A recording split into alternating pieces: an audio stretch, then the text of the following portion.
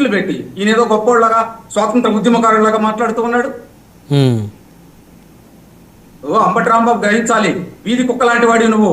చంద్రబాబు గారు ఏనుగు లాంటి వ్యక్తి, వరకు మరిగితే వదిలేండి. ఇప్పుడు వారు మాట్లాడారని మనం ఎట్లా పడితే అట్లా వద్దు. సాహిబ్ గారు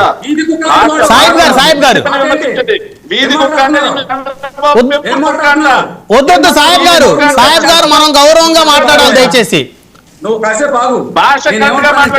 వద్దండి ప్లీజ్ దయచేసి. సాహిబ్ గారు ఆ విధంగా వ్యాఖ్యలు చేయడం కరెక్ట్ కాదు.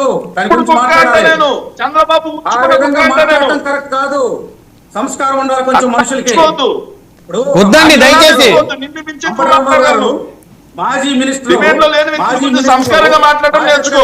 వ్యక్తి వద్దు. శేఖర్ రెడ్డి గారు ఆగండి. రాజకీయాల్లో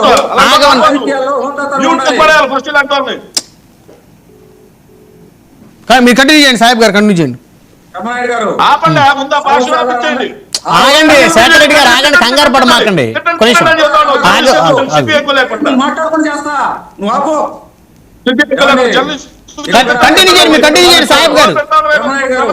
బ్రహ్మనాయుడు గారు ఇక్కడ ఉన్నటువంటి అంశాలు మీరు గమనించండి. ఈ రాష్ట్రంలో జరుగుతున్నటువంటి విషయాలు, తెలుగుదేశం పార్టీ నాయకులు కావచ్చు,